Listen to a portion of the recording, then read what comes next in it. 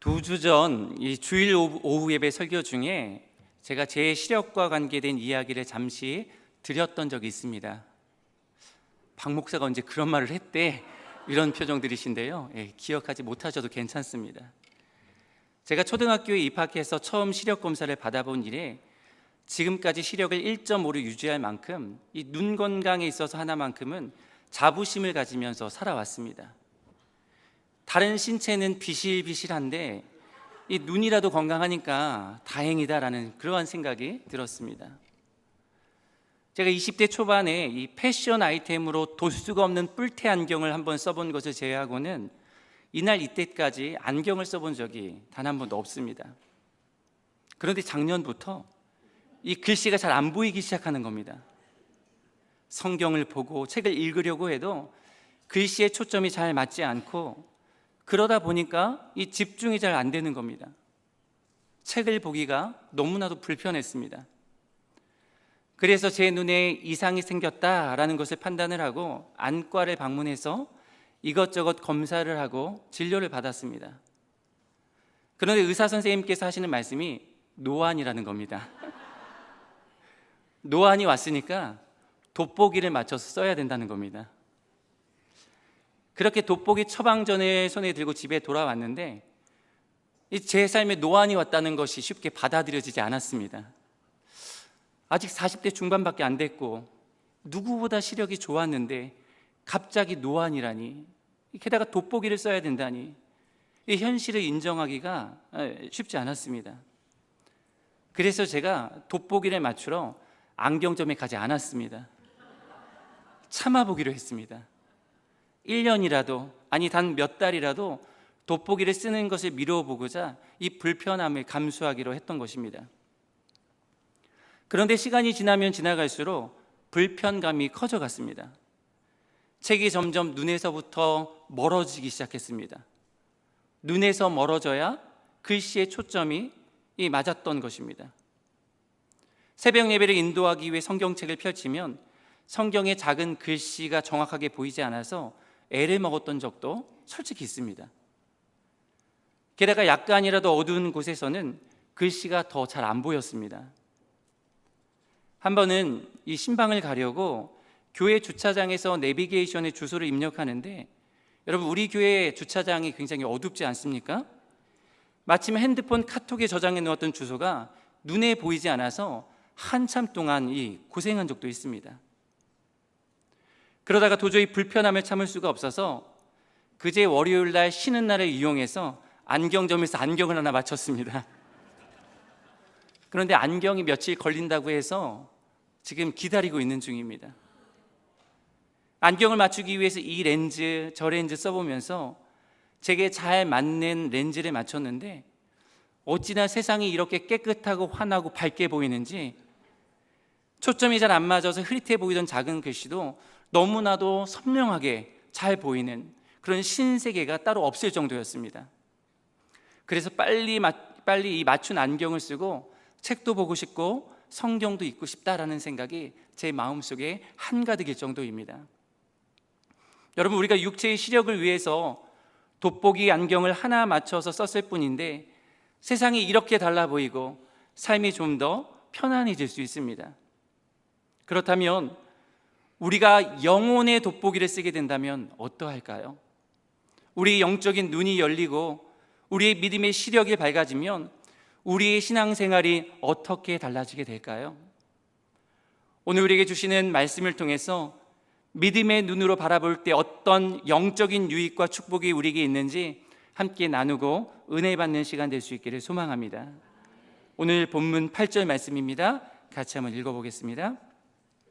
그때 아람 왕이 이스라엘과 더불어 싸우며 그의 신복들과 의논하여 이르기를 우리가 아무데 진을 치리라 하였더니, 솔로몬 왕이 죽고 난 뒤 이스라엘이 남유다 왕국과 그리고 북이스라엘 왕국으로 갈라졌다는 것은 이미 여러분들이 너무나도 잘 알고 있는 역사적인 사실입니다. 그런데 우리가 한 가지 주목해야 할 것은 통일 왕국이 두 개의 왕국으로 갈라지고 쪼개짐에 따라서 이스라엘을 중심으로 한 국제 정세가 달라지게 되었다라는 것입니다. 여러분, 국제 정세가 어떻게 달라졌을까요? 다윗 그리고 솔로몬이 통치하던 시대까지만 해도 이스라엘은 꽤 힘이 있는 강국이었습니다. 그래서 주변에 있던 여러 나라들이 이스라엘에 복속되거나 오랜 세월 동안 이스라엘에 조공을 바쳐왔습니다. 그런데 솔로몬 왕이 죽고 난 이후에 이스라엘이 둘로 쪼개지고 갈라졌습니다. 그렇게 나라의 힘이 약해진 틈을 타서 주변의 여러 나라들이 복속을 거부하고 오히려 공격을 해오기 시작한 것입니다. 그 중에 북이스라엘을 지속적으로 괴롭힌 나라가 바로 아람이라는 나라입니다. 화면을 통해서 이 지도를 한번 살펴보도록 하겠습니다. 여러분, 이 앞에 보시는 이 지도를 보시면 이 아람은 북이스라엘의 동북 쪽에 위치한 나라였습니다. 북이스라엘과 경계를 맞닿고 있는 나라이기도 했습니다.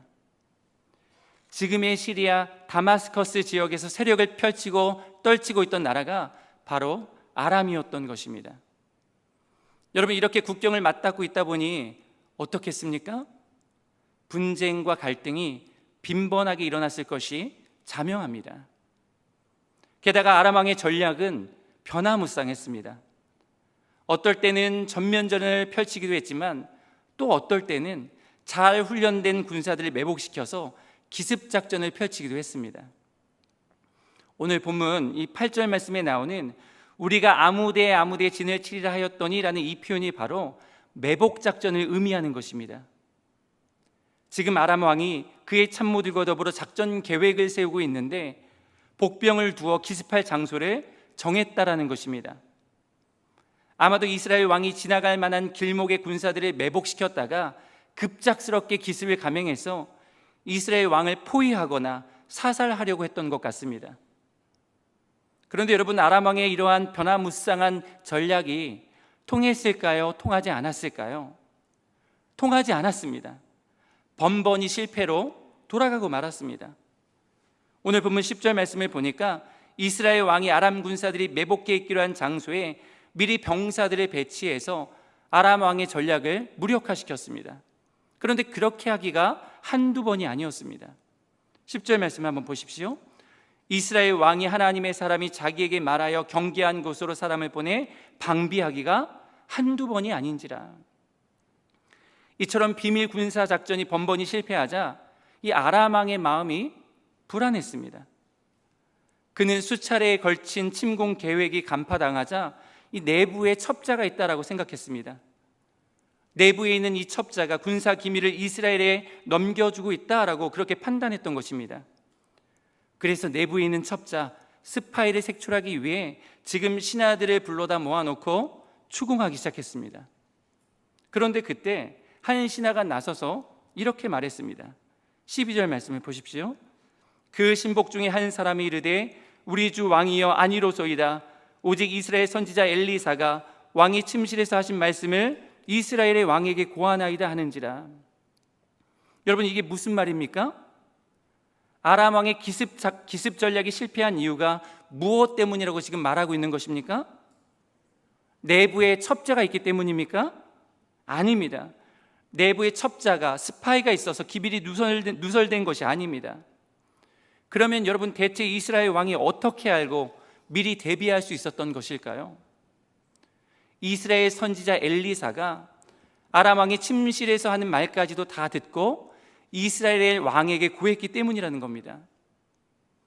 여기서 엘리사가 아람 왕이 침실에서 하는 말까지도 다 듣는다라는 이 표현은 실제로 침실에서 한 말을 들었다라는 의미라기보다는 가장 은밀한 곳에서 이루어지는 일까지도 엘리사에게는 숨길 수 없다라는 의미를 수사적인 표현으로 나타낸 그러한 표현입니다. 여러분, 그렇습니다. 하나님께서 하나님의 사람 엘리사에게 감동을 주시고 지혜를 주셨습니다. 아람 왕이 어디에 군사들을 매복시킬지, 언제 그리고 어떻게 기습작전을 펼칠지 하나님께서 엘리사에게 깨닫고 판단할 수 있는 영감과 분별력을 주셨던 것입니다. 그래서 엘리사가 알고 있었던 겁니다. 그는 지체하지 않았습니다. 곧장 그 사실을 이스라엘 왕에게 알렸습니다. 그래서 왕이 미리 대비할 수 있었던 것입니다. 아람 왕이 침략해 올 때마다 이스라엘이 승리할 수 있었던 것입니다. 사랑하는 성도 여러분, 이스라엘이 거둔 승리는 군사력이 우위를 점했기 때문이 결코 아닙니다. 오히려 이스라엘은 객관적인 전력으로는 늘 항상 열세에 있었습니다. 군사의 숫자도 아람 군대에 비해 턱없이 부족했고 그들이 지니고 있던 무기도 별 볼 일이 없었습니다. 그런데 대체 어떻게 아람을 물리치고 이길 수 있었던 것입니까? 그것은 바로 이스라엘의 하나님과 깊이 연결된 한 사람이 있었기 때문입니다. 하나님 앞에 엎드려 기도하는 한 사람, 하나님의 말씀에 믿음으로 반응하고 순종하는 한 사람이 있었기 때문에 하나님께서는 그 믿음의 한 사람을 통해 일하시고 역사하셨던 것입니다.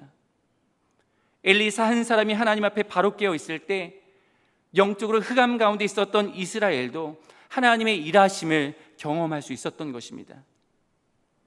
여기서 우리는 한 사람이 얼마나 중요한지를 발견하게 됩니다. 나라와 민족을 위해 깨어 기도하는 한 사람이 있으면 여러분, 그 나라와 민족은 결코 망하지 않습니다. 기도하는 사람이 기도하지 않는 한 민족보다 강하다라는 유명한 말이 있습니다. 여러분, 이 말을 누가 했는지 혹시 아십니까?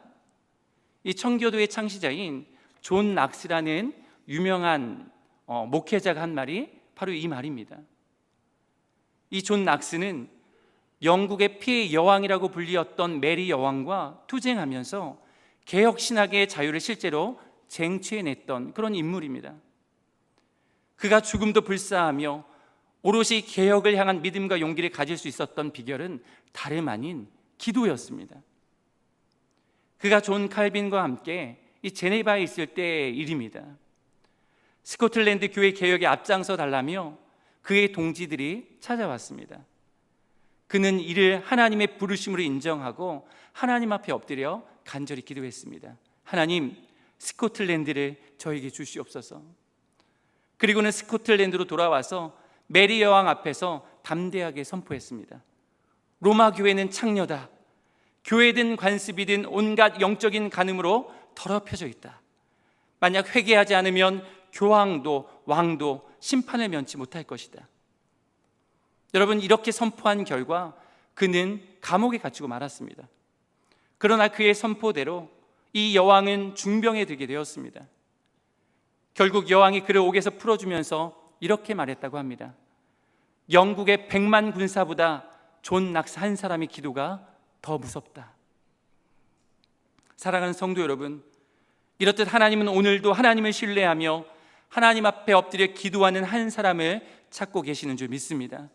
기도하는 그 한 사람, 하나님 말씀 앞에 믿음으로 반응하는 그 한 사람을 통해서 하나님은 하나님 자신의 뜻을 이루시고 하나님의 나라를 세워가시기를 원하시는 것입니다.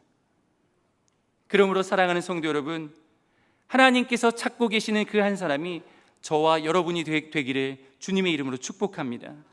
나 한 사람이, 그리고 우리 대길교회가 먼저 하나님 앞에 엎드려 깨어 기도하고 하나님 앞에 온전히 바로 서 있을 때 이 나라, 이 민족 가운데에는 아직 소망이 있는 줄 믿습니다. 하나님께서 반드시 하나님을 의뢰하고 신뢰하는 우리 성도님들의 삶을 통해서 친히 일해 주실 것입니다. 하나님의 역사를 나타내 주실 줄 믿습니다.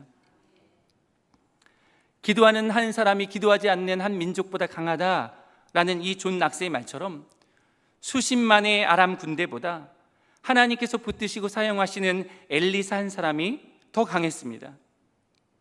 아람 왕도 이제 이 사실을 인정하지 않을 수 없었습니다. 엘리사 한 사람이 버티고 있는 한 이스라엘을 이길 수 없다라는 현실을 그가 깨달았던 것입니다. 그래서 아람 왕이 전략을 수정했습니다. 이스라엘을 정복하기 전에 반드시 엘리사를 붙잡아 없애겠다라고 마음먹은 것입니다. 즉시 엘리사의 소재 파악에 나섰습니다. 얼마 지나지 않아서 엘리사가 도단에 있다라는 정보를 입수했습니다. 아람 왕은 즉각 말과 병거와 그리고 많은 군사들을 출병시켜서 한밤중에 엘리사가 머물고 있던 도단성을 포위했습니다. 그리고 다음날 아침이 되었습니다. 일찍 일어난 엘리사의 사환이 수많은 적군과 말들과 병거들이 성읍을 에워싸고 있는 모습을 보고는 깜짝 놀라고 말았습니다.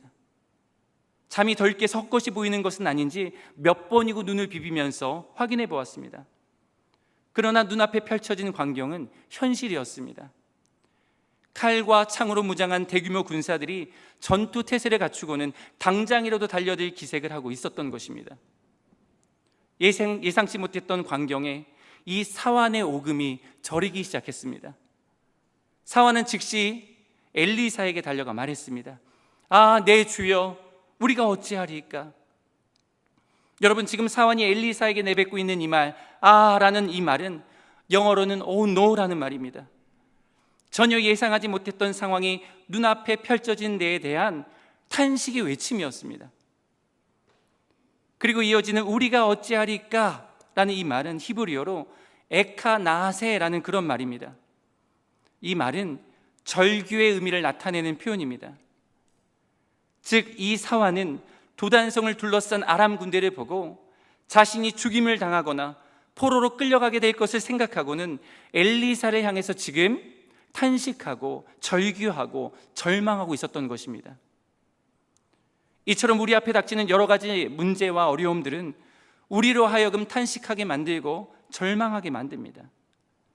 여러분, 왜 그렇습니까? 끝났다고 생각하기 때문입니다. 안 된다고, 힘들다고 여기기 때문입니다. 더 이상은 아무런 희망과 소망도 보이지 않기 때문입니다. 여러분, 엘리사의 사환도 마찬가지였습니다. 자신을 둘러싸고 있는 수많은 적군과 병거들을 볼 때 자신은 이미 끝났다라고 생각했습니다. 어떤 희망도 솟아날 소망도 보이지 않았습니다. 그러나 여러분, 사환이 이 말을 들은 엘리사는 어떻게 지금 반응하고 있습니까? 본문 16절 말씀 같이 한번 읽어보겠습니다. 대답하되 두려워하지 말라, 우리와 함께한 자가 그들과 함께한 자보다 많으니라 하고. 여러분, 엘리사는 지금 두려워 떨고 있는 자신의 사환을 향해 두려워하지 말아라 라고 합니다. 어떻게 이렇게 말을 할 수 있었습니까? 적군의 수보다 우리와 함께한 군대의 수가 더 많았기 때문입니다. 그런데 사환은 엘리사의 이 말을 듣고 어리둥절했습니다. 아무리 눈을 비벼보고 다시 떠봐도 적군들밖에 보이지 않았기 때문입니다. 그래서 이때 엘리사가 사환을 위해서 기도합니다. 주님, 그의 눈을 열어서 보게 하옵소서. 엘리사는 자신의 사환을 위해서 간절히 기도했습니다. 현실의 문제 앞에서 절망하고 탄식하고 있는 그를 위해, 그의 믿음을 위해 그가 기도했습니다. 그렇게 엘리사가 자신의 사환을 위해서, 믿음의 눈이 열리기를 위해서 간절히 기도할 때 여러분, 무슨 일이 벌어졌습니까? 하나님께서 그 사환의 눈을 열어주셨습니다. 사환의 믿음의 눈을 밝혀주셨습니다. 그러자 그 사환의 눈에 불말과 불병거가 산에 가득한 것이 보였던 것입니다. 사랑하는 성도 여러분, 불말과 불병거가 산에 가득한 것을 보게 되었을 때 이 사환의 마음이 어떠했을까요? 지금까지 자신의 심령을 짓누르고 있던 두려움이 즉시 사라졌을 것입니다. 그리고 살아계신 여호와 하나님으로 인한 승리에 대한 큰 확신을 그가 품게 되었을 것입니다. 그러나 산을 가득 채운 불말과 불병거가 여러분, 갑자기 나타났던 것은 아닙니다. 이미 그곳에 있었습니다. 항상 그들과 함께하고 있었을 것입니다. 그런데 문제는 무엇입니까? 그 하나님의 군대를 볼 수 있는가, 그렇지 않는가, 이것이 문제였습니다. 우리도 마찬가지입니다. 하나님은 지금도 살아계셔서 우리와 항상 동행하십니다. 하나님의 천군과 천사를 파견해 놓으시고 우리를 보호해 주십니다. 하나님의 큰 팔과 능력의 손으로 우리를 굳게 붙잡고 계십니다. 하나님의 생명싸개로 우리를 싸매어서 안전하게 지켜주고 계십니다. 여러분, 근데 문제는 무엇입니까? 이 사실을 믿음의 눈으로 보고 있는가, 그렇지 못한가입니다. 우리가 이 신앙생활을 하면서 많이 쓰고 접하는 단어 중에 믿음이라는 말이 있습니다. 여러분, 그렇다면 믿음이란 과연 무엇일까요? 만약에 여러분의 친구나 가까운 지인이 여러분에게 믿음에 대해 설명해 달라고 하면 여러분은 어떻게 표현하시겠습니까? 저는 믿음이란 상황이 아니라 하나님을 바라보는 것이다 라고 이야기하고 싶습니다. 히브리서 12장 2절 말씀을 한번 보십시오. 같이 한번 읽어보겠습니다. 믿음의 주여 또 온전하게 하시는 이인 예수를 바라보자.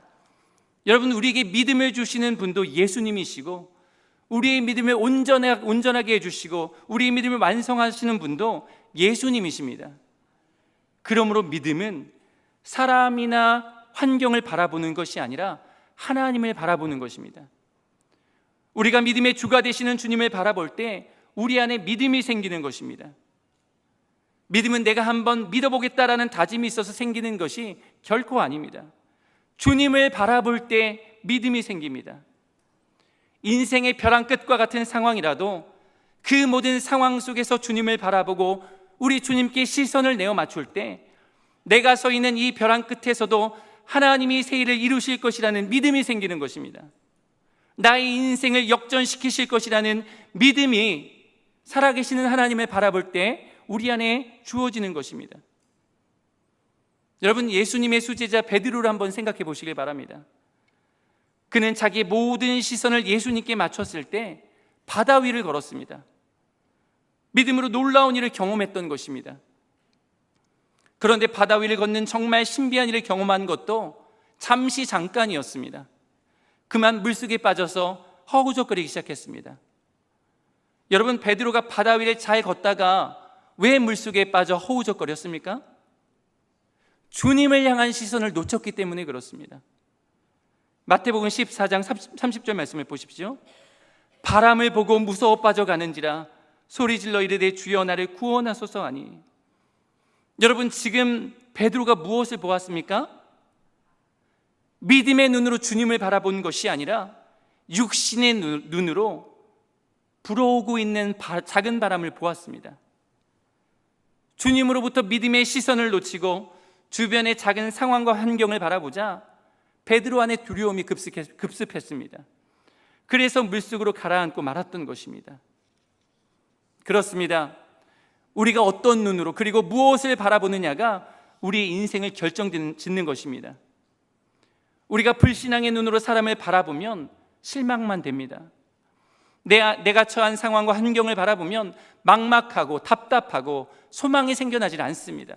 한숨이 절로 쉬어집니다. 그러나 사랑하는 여러분, 우리가 믿음의 눈을 들어 하나님을 바라보면 우리에게 위로가 생깁니다. 소망이 생기고 힘이 돋아납니다. 상황과 환경은 그대로인데 마음이 평안해집니다. 여러분, 이것이 바로 믿음의 능력입니다. 우리가 하나님께 시선을 맞추며 살아야 할 아주 중요한 이유입니다. 그렇다면 여러분은 지금 무엇을 바라보고 계십니까? 세상을 바라보고 계십니까? 아니면 나를 좀 도와줄 사람들을 바라보고 계십니까? 아니면 지금 나를 괴롭게 하는 문제와 상황을 바라보며 그 문제와 상황에 압도되어 계십니까? 북한의 이 개성시 북쪽 16km 지점에 솟은 천마산 아래에는 박연폭포가 있다고 합니다. 그런데 그 폭포를 향해 가는 길에 두 절벽이 마주보며 만나는 곳이 있는데 이 두 절벽 사이의 간격이 약 1m 정도라고 합니다. 그런데 이 1m밖에 안 되는 거리를 건너뛰는 사람들이 몇 사람 되지 않는다라는 것입니다. 여러분, 평지에서의 1m라면 어떻습니까? 어린아이도 건너뛸 수 있지만 낭떠러지를 바라보면서 건너뛰자니 다리가 후들후들 떨려서 뛰지를 못하는 겁니다. 그래서 그 바위를 가리켜서 결단의 바위다라고 이름을 지었다고 합니다. 아래를 바라보지 말고 평지라고 생각하며 앞에 있는 목표만 바라보고 결단을 내려서 뛰라는 겁니다. 그러면 뛸 수 있다는 겁니다. 뒤를 바라보지 말고 앞을 바라보고 뛰라는 겁니다. 여러분, 마찬가지입니다. 믿음은 곧 하나님만을 바라보는 것임을 기억하시길 바랍니다. 우리가 하나님을 바라볼 때 하나님의 나라가 보입니다. 우리가 하나님께 시선을 맞출 때 누군가 보지 못했던 것을 우리가 볼 수 있습니다. 누군가 보지 못하는 하나님의 나라를 보았기 때문에 우리에게 소망이 생기는 것입니다. 시편 62편 5절 말씀 같이 한번 읽어보겠습니다. 나의 영혼아 잠잠히 하나님만 바라라. 물은 나의 소망이 그로부터 나오는도다. 아멘. 여러분, 언제 우리 인생 가운데 소망이 생기게 됩니까? 나의 영혼이 잠잠히 하나님만 바라볼 때입니다. 우리의 믿음의 눈을 들어 생생하게 살아계시며 역사하시는 하나님, 우리를 위해 지금도 친히 일하고 계시는 신실하신 하나님만 바라보고 주목하고 그분께 시선을 내어 맞출 때, 그때 여러분 우리 안에 참된 소망이 생기는 것입니다. 아무리 절망적인 인생이라도 주님만 바라보면 소망이 생깁니다. 아무리 실패한 인생이라도 주님을 향해 믿음의 눈을 들면 역전의 명수이신 하나님을 만나게 됩니다. 아무리 낙심과 절망의 수렁에 빠진 인생이라도 주님을 찾고 주님을 구하면 깊은 수렁에서도 우리를 건져내시는 하나님의 손길을 경험하게 되는 것입니다. 그러므로 사랑하는 성도 여러분, 인생의 벼랑 끝에 서게 되었을 때, 나의 인생이 바닥을 칠 때 꼭 기억하시길 바랍니다. 다시 한번 영의 눈을 열어서 주님을 바라보시길 바랍니다. 모든 문제 해결책이 바로 주님 앞에 있습니다. 나의 인생이 끝난 것 같은 그곳에서 하나님의 일하심을 우리가 경험할 수 있는 겁니다. 왜냐하면 인생의 끝은 곧 하나님의 시작이기 때문에 그렇습니다. 그렇다면 우리가 어떻게 하나님을 향한 시선을 고정할 수 있을까요? 어떻게 해야 우리가 믿음의 열린 눈을 가질 수 있을까요? 보면 17절 말씀을 다시 한번 보십시오. 같이 한번 읽어보겠습니다. 기도하여 이르되 여호와여, 원하건대 그의 눈을 열어서 보게 하옵소서 하니 여호와께서 그 청년의 눈을 여시매. 여러분 언제 이 사환의 영안이 열렸습니까? 엘리사가 기도할 때, 엘리사가 하나님 앞에 간절히 기도할 때 이 사환의 눈이 열렸습니다. 그의 믿음의 눈이 기도할 때 밝아진 것입니다. 여러분, 그렇습니다. 우리가 주님을 향한 믿음의 시선을 갖기 위해서는 기도해야 합니다. 우리가 기도할 때 나를 둘러싼 불말과 불병거가 우리 눈에 보이는 것입니다. 우리가 살아계신 하나님을 의지하고 주님, 내가 주님 아니면 한순간도 살아갈 수 없습니다라는 절박한 마음을 가지고 엎드릴 때 우리를 보호하고 있는 하나님의 천군과 천사를 우리가 믿음의 눈으로 밝히 볼 수 있는 것입니다. 마가복음 10장에 보면 우리가 잘 알고 있는 말씀이 나옵니다. 맹인 바디메오가 나사렛 예수가 지나가신다라는 말을 듣고는 소리치면서 외치는 장면입니다. 다윗의 자손 예수여, 나를 불쌍히 여기소서. 그런데 곁에 있던 많은 사람들이 맹인 바디메오를 꾸짖었습니다. 그런데 바디메오는 아랑곳하지 않았습니다. 더 큰 목소리로 주님을 향해 외쳤습니다. 다윗의 자손이여, 나를 불쌍히 여기소서. 여러분, 지금 이 바디메오의 외침이 무엇이겠습니까? 주님을 향한 간구였습니다. 이 외침이 바로 자신의 눈을 뜨게 해달라는 주님을 향한 간절한 기도였던 것입니다. 맹인 바디메오의 이 기도에 우리 주님께서 응답하셨습니다. 그를 불쌍히 여겨주셨고 그의 눈을 뜨게 해주셨습니다. 그는 사물을 보는 것을 넘어서서 하나님의 아들 예수 그리스도를 보게 되는 놀라운 은혜를 경험했던 것입니다. 그러므로 여러분, 우리도 우리의 믿음의 눈이 밝아지기를 하나님 앞에 간구해야 하는 줄 믿습니다. 믿음의 눈이 열리고 밝아지면 우리는 차원이 다른 그러한 복된 삶을 살아갈 수 있습니다. 우리의 눈이 감겨 있으면, 우리의 믿음의 눈이 감겨 있고 우리의 영안이 자꾸 감겨 있으면 나를 대적하는 적군들만 우리 눈에 보이게 됩니다. 현실의 문제만 보이게 되고 연약한 내 자신의 모습만 보이게 됩니다. 나에게 없는 것, 나에게 부족한 것만 보이게 되니 낙심하게 되고 좌절하게 되고 그리고 절망하게 됩니다. 문제들만 크게 보이니 해결하지 못해서 죽을 것만 같습니다. 하나님은 도대체 왜 가만히 계시냐며 하나님을 향한 서운한 심정이 들기도 합니다. 그러나 사랑하는 성도 여러분, 하나님은 지금도 여전히 우리와 함께 하십니다. 그분은 세상 끝날까지 항상 우리와 함께 하시겠다라고 약속하셨습니다. 우리를 결코 버리지 않으시고 우리를 결단코 떠나지 않으시겠다라고 약속하신 분이십니다. 그러므로 여러분, 믿음의 눈을 들어서 우리와 함께 하시는 하나님을 바라보시길 바랍니다. 영안을 열어주시기를 기도하시고 믿음의 밝은 눈이 열리기를 기도하시며 열린 눈으로 오직 주님께만 시선을 고정하며 살아가는 삶이 될 수 있기를 간절히 기도하실 수 있기를 축복합니다. 그렇게 우리가 하나님 앞에 간절히 기도할 때 감겼던 눈이 열리고 떠지는 역사, 믿음으로 주님을 신뢰하고 바라보는 은혜가 우리 인생 가운데 충만하게 임할 줄 믿습니다. 그럴 때 나를 둘러싸고 있는 고난과 아픔들은 잊혀지고 오직 우리 구주 예수 그리스도로 말미암은 승리에 대한 확신이 우리 인생 가운데 임하게 되는 것입니다. 우리가 다 함께 사용하고 있는 이 찬송가에는 총 645개의 곡이 이 찬송가가 수록되어 있습니다. 그런데 이 중에 22개의 찬송가를 작사한 분이 계시는데 그가 바로 페니 크로스비 여사입니다. 찬양하라 복되신 구세주 예수, 찬송으로 보답할 수 없는 큰 사랑, 예수 나를 위하여, 주가 맡긴 모든 역사, 예수를 나의 구주 삼고, 오 놀라운 구세주, 나의 영원하신 기업, 주의 음성을 내가 들으니. 여러분, 이런 곡들이 모두 이 크로스비 여사가 작사한 그런 찬송곡들입니다. 제목만 들어도 우리가 많이 애창하고 있는 찬송가인 것을 우리가 알 수 있습니다. 그냥 불러도 은혜가 되고 감동이 밀려오는 찬송을 여러분, 그럼 어떻게 이분이 작사할 수 있었을까요? 이 크로스비 여사는 1820년 3월 24일 미국 뉴욕에 있는 작은 어느 마을에서 태어났습니다. 그런데 여러분, 태어난 지 6주 만에 돌팔이 의사의 잘못된 약물 치료로 그녀가 시력을 완전히 잃고 평생을 맹인으로 살게 되었습니다. 그리고 갓 돌을 지났을 때에는 그녀를 극진히 사랑하던 아버지 존 크로스비가 중병에 걸려서 세상을 떠나고 말았습니다. 그의 어머니 머시 크로스비는 어린 딸을 홀로 두고 할머니에게 맡기고는 집을 나갔습니다. 11살이 되었을 때는 그녀를 눈물과 기도와 말씀으로 키우던 할머니도 세상을 떠나고 말았습니다. 36살이 되던 해에는 그녀를 깊이 이해해주고 사랑하던 맹인 교사와 결혼하여 귀여운 아기를 낳았지만 곧 아기를 잃는 슬픔을 당하기도 했습니다. 그러나 이러한 절망 가운데에서 그녀가 예수님의 인격적으로 만나게 되었습니다. 찬송을 부를 때 하나님의 임재를 뜨겁게 경험하게 되었던 것입니다. 그리고 주님을 만난 기쁨과 감격으로 평생 하나님을 찬송하는 삶을 살았던 것입니다.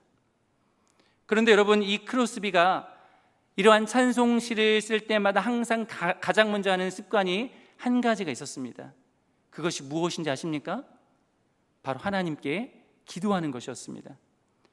육체적으로 보이지 않으니까 사물을 관찰할 수도 없고 보이는 것으로 시상을 잡을 수도 없었습니다. 그러나 여러분, 그녀가 하나님 앞에 엎드려 기도할 때 하나님께서 보이게 하셨습니다. 영적인 눈이 떠져 하나님의 역사와 하나님의 능력과 하나님이 함께 하심을 믿음의 눈으로 바라보게 하셨던 것입니다. 그럴 때 정말 주옥 같은 찬양시들이 나올 수 있었던 것입니다. 시력이 좋은 사람들이 쓴 것보다 훨씬 더 좋은 영감 있는 시들이 많이 나올 수 있었던 것입니다. 그런데 한 번은 어떤 사람이 그녀를 향해서 당신은 시각장애인이 아니었기를 바란 적이 있습니까? 라고 묻자 그녀가 이렇게 대답했다라고 합니다. 아니요, 내가 시각장애인이라서 좋은 점은 내가 맨 처음 보게 될 얼굴이 바로 우리 예수님의 얼굴이라는 것입니다. 이렇게 대답했다고 합니다. 크로스비는 1915년 2월 12일 94살의 나이로 그토록 바라던 예수 그리스도의 얼굴을 보기 위해서 세상을 떠났습니다. 그리고 그녀의 묘비에는 찬송가 288장 예수를 나의 구주 삼고 라는 이 찬송의 가사가 적혀 있게 되었습니다. 여러분, 이 찬송가가 어떻게 부를 수 있습니까? 예수를 나의 구주 삼고 성령과 피로써 거듭나니 이 세상에서 내 영혼이 하늘의 영광 누리도다. 온전히 주께 맡긴 내 영 사랑의 음성을 듣는 중에 천사들 왕래하는 것과 하늘의 영광 보이. 3절 같이 찬양합니다. 주 안에 기쁨 누림으로 마음의 풍랑이 잔잔하니 세상과 나는 간 곳 없고 구속한 주만 보이도다. 이것이 나의 간증이요 이것이 나의 찬송일세.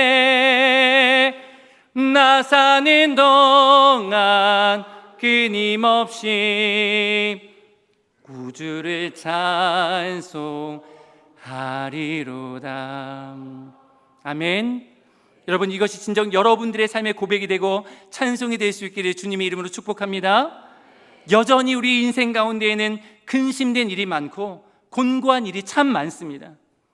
아, 내 주여, 우리가 어찌하리까라는 절망의 탄식이 쏟아져 나올 만한 상황도 여전히 많이 쌓여 있습니다. 그러나 여러분, 우리는 결코 혼자가 아닙니다. 천지를 지으시고 우리를 만드신 하나님, 만군의 여호와 하나님께서 우리와 함께 하십니다. 우리를 도와주고 계십니다. 우리를 위해 역사하고 계십니다. 우리를 강한 팔과 크신 손으로 붙들고 계십니다. 여러분, 실망과 낙심의 자리에서 일어나셔서 믿음의 눈으로 주님을 바라보시기를 원합니다. 그렇게 믿음의 눈으로 주님을 바라볼 때 세상이 감당하지 못하는 믿음의 강한 용사로 우리 앞에 주어진 삶을 넉넉하게 승리하며 살아가게 될 줄 믿습니다. 여러분, 이 놀라운 은혜와 축복이 오직 주님만 바라보며 살아가기로 결단하는 우리 귀한 성도님들의 삶에 가득히 임하기를 주님의 이름으로 축복합니다. 기도하겠습니다. 하나님, 감사합니다.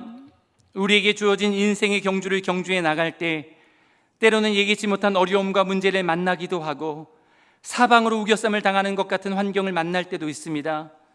그러나 그때마다 우리가 낙심과 절망에 빠져 우리가 어찌하리까 탄식할 것이 아니라 우리의 믿음의 눈을 들어 지금도 살아계셔서 역사하시며 우리의 삶을 굳게 붙드실 뿐만 아니라 신실하게 일하시고 역사하시는 하나님을 믿음의 눈으로 바라볼 수 있도록 인도하여 주시옵소서.